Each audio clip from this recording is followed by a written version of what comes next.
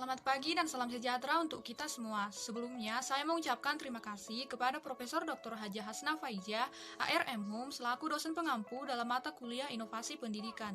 Pada kesempatan kali ini, kami dari kelompok 5 akan menyampaikan materi tentang implementasi manajemen berbasis sekolah sebagai inovasi pendidikan. Saya Neti Yuliana Situmorang dengan NIM 20051131103 sebagai pemateri pertama akan membahas tentang pengertian dan manfaat manajemen berbasis sekolah. Yang pertama, pengertian manajemen berbasis sekolah. Istilah manajemen berbasis sekolah merupakan terjemahan dari School-Based Management.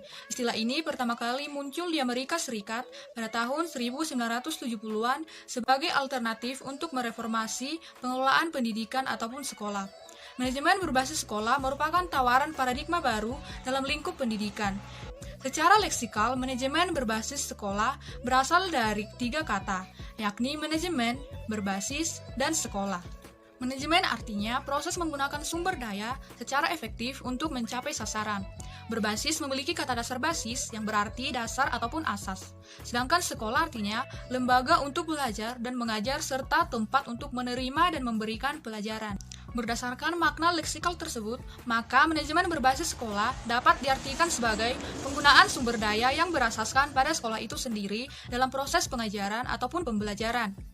Secara lebih sempit, manajemen berbasis sekolah hanya mengarah pada perubahan tanggung jawab pada bidang tertentu seperti dikemukakan oleh Kubik pada tahun 1998.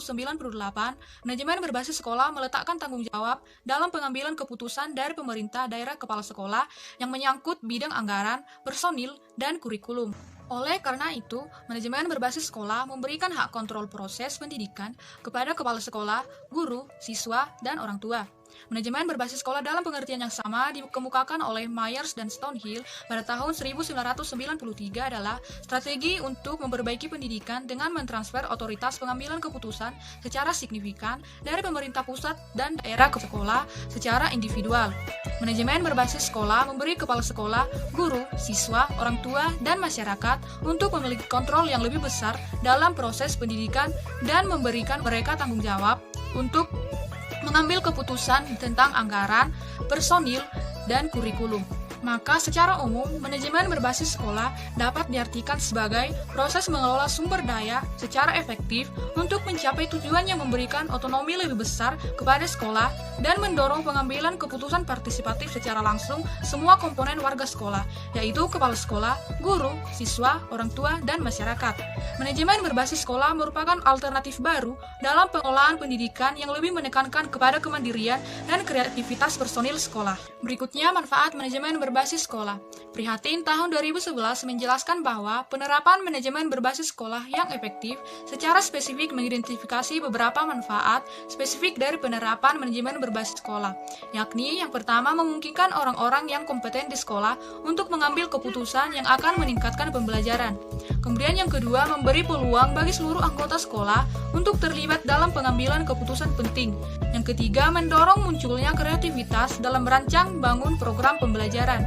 Kemudian yang keempat, mengarahkan kembali sumber daya yang tersedia untuk mendukung tujuan yang dikembangkan di setiap sekolah. Yang kelima, menghasilkan rencana anggaran yang lebih realistik ketika orang tua dan guru makin menyadari keadaan keuangan sekolah, batasan pengeluaran, dan biaya program-program sekolah.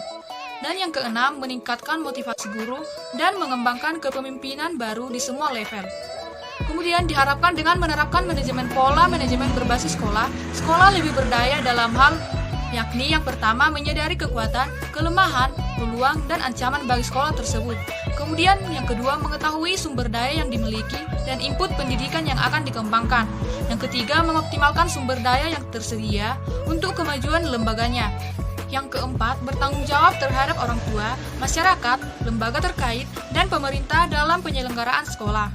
Kemudian yang kelima, persaingan sehat dengan sekolah lain dalam usaha-usaha kreatif inovatif untuk meningkatkan layanan dan mutu pendidikan. Dengan model manajemen berbasis sekolah yang efektif, dapat memberi keuntungan seperti yang pertama, kebijakan dan kewenangan sekolah membawa pengaruh langsung kepada siswa, orang tua siswa, dan guru.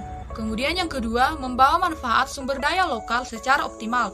Yang ketiga, keefektifan melakukan pembinaan peserta didik seperti kehadiran, hasil belajar, tingkat pengulangan, tingkat putus sekolah, moral guru, dan iklim sekolah. Yang keempat, adanya perhatian bersama untuk mengambil keputusan, memberdayakan guru, manajemen sekolah, rancang ulangan sekolah, dan perbuatan perencanaan. Untuk itu, ada 4 aspek yang perlu diperhatikan dalam merancang strategi pemberdayaan manajemen berbasis sekolah, sebagaimana dikemukakan oleh Deli pada tahun 2010, yaitu yang pertama membangun visi bersama, yang kedua kemandirian kepada sekolah mutlak harus dimiliki, kemudian yang ketiga pelibatan komite sekolah berorientasi pada pemberdayaan sekolah, yang keempat manajemen kinerja dengan berangkat scorecard dalam pemberdayaan implementasi kebijakan manajemen berbasis sekolah. Baik, sekian pembahasan materi dari saya. Mohon maaf jika terdapat kesalahan dan kekurangan. Akhir kata saya ucapkan terima kasih.